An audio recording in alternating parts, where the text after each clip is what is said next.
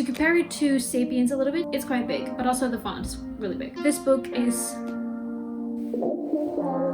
Welcome to another book club episode. It has been 4 or 5 weeks since the previous one, and I have 5 new books to talk about. Last time I only talked about 4 books, but this time it's 5 again, as usual. So if you're new to my channel, welcome. My name is Kirsten, and I like to talk about books, skincare, adulting really. And if you're not new, then welcome back, and don't forget to subscribe. Anyways, maybe you're not subscribed yet, maybe you are new. Please subscribe, then you'll never ever miss a video about books again. So let's get started. These are the books that I would like to talk about today. It's the last episode of the year, and I think that it deserves some awesome books, so that is why I will be talking about these. Almost all completely different genres, because that is what I do like to talk about. I don't only talk about one specific kind of book in my videos. And let's get started with the first one, which is this cute little book called Wabi, which yes, I called Wasabi all the time.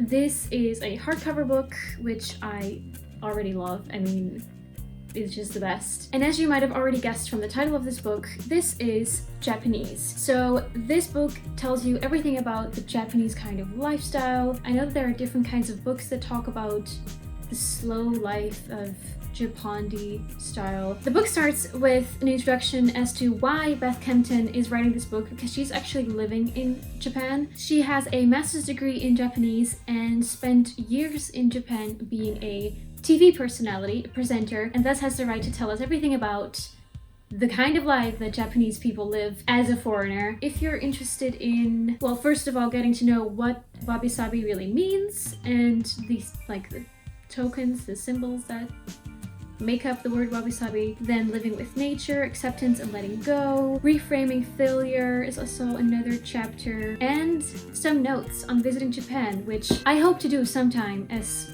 soon as this entire situation is over. But wouldn't it just be awesome to take this book with you when you're going to Japan and use the notes? I really enjoyed this book. It is not obviously life-changing, but it's a really nice read, and it's just a gorgeous add to your bookshelf. So that is about the first book. Then the second book is a fantasy book. This is called The Year of the Witching by Alexis Henderson. I believe that it was her debut book, and it is set in a kind of middle-aged time. Not sure if it's in a real world. It's about a girl, Emmanuel, and she grows up in this community where the church is everything. But unfortunately for her, her mother, who died, is kind of considered to be an outsider and one who worships the devil. So obviously Emmanuel is an outcast as well, unfortunately. Super predictable. And this follows Emmanuel on her road to trying to be the good girl, but then figuring out that she isn't just the daughter of someone who loves the devil, but also someone who is kind of a witch herself, and she struggles a lot with that. But in the end no spoilers, fuck, I'm sorry. So at some point in the beginning, still, I'm not spoiling anything, there are plagues happening every single time, and this is something that Emmanuel's mother predicted. So she thinks that maybe she herself is responsible for these plagues in some way, because she went into the magical forest, and as soon as she went into that forest, things started happening. Bad things. She was feeling super guilty and decided that she should take action. And of course there was this handsome guy, the son of the head of the church. If you're interested in that, it isn't necessarily much of a love story, it's more about Emmanuel herself, but obviously there is some love story intertwined in this. It isn't the best book ever, but it was really nice to just read. But I think I gave this 3 or 4 stars on Goodreads. If you're not following me yet on Goodreads, let's be friends. I like to stalk people on what they're reading. So then you can also stalk me and know what's gonna be in the next book club episode. So that is about this book. It is also very big.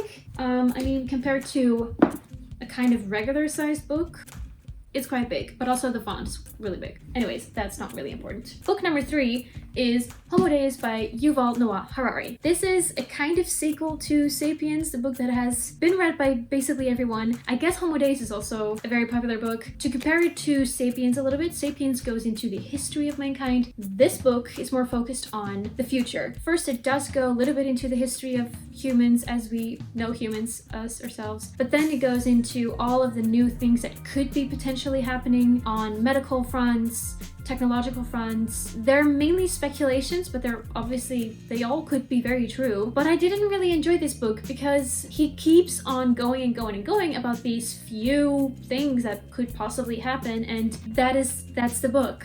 It was just too long for me to really enjoy it. It was really tough, and I loved Sapiens much more because it was more new information for me about history. And this is just, it's too long. He could have told this in like 1/3 of what he wrote. Obviously, a lot is sources, so from about here, there are sources, but still, he could have done everything in 200 pages, maybe even 100. I don't want to be too rude, because obviously it is a nice book, but I did expect much more, especially after reading Sapiens, and there's just so much hype around Yuval Noah Harari, which, I mean, he's not to blame. I don't know what else to say. I don't want to spoil too much, but take a look for yourself and let me know if you think that it was actually much better. I'm also the girl who didn't like The Alchemist, so maybe it's me. I do also think that I gave it 3 stars on Goodreads, so I don't know, maybe, yeah. Oh well, let's get to the next book, which I love much more. Invisible Women by Caroline Criado Pérez. So, the title might make you think that this is a novel like Little Women, but it isn't. This book is completely mind-blowing. It is infuriating. It is so good.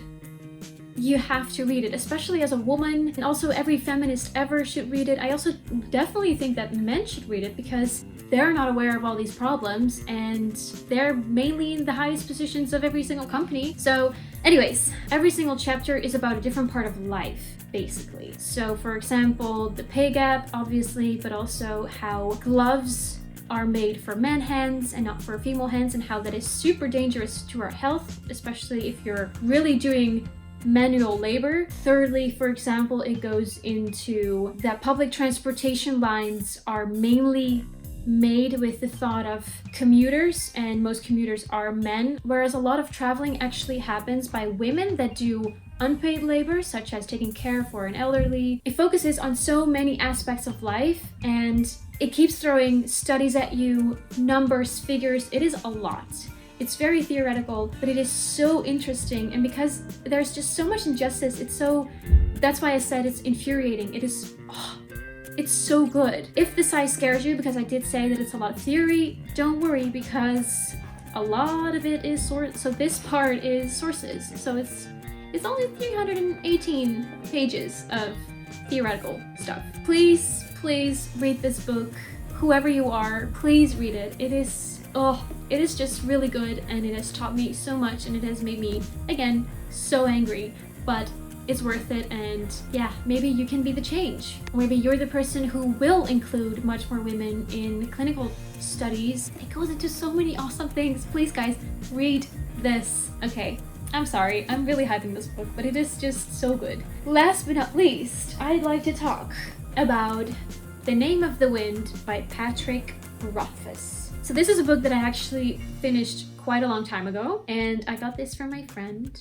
She wrote a little sweet note on the inside. I'm currently reading the second book of this series. I think there are 3 books. The third book still has to come out, actually. It's amazingly written, but it's just there's so much happening in 2 chapters, let alone this entire book, that I'm still working on book number 2. I'm putting it that way because that's where the book is, but I've been reading book 2 for over 4 months now, I think, and obviously I've been reading different books in between because sometimes I just really need to take a break. With this first book, I didn't really need to take that many breaks in between, but okay, let me tell you what it is about. So the story follows Fota, also called Kota, who in the present, he's the owner of an inn, and there is a historian who wants to write down his history because he has lived a very, very strange life. And that's basically where the books are all about. Every now and then it does go back to the present tense because obviously also things are happening in the present. That is why he is writing all of this down, or he is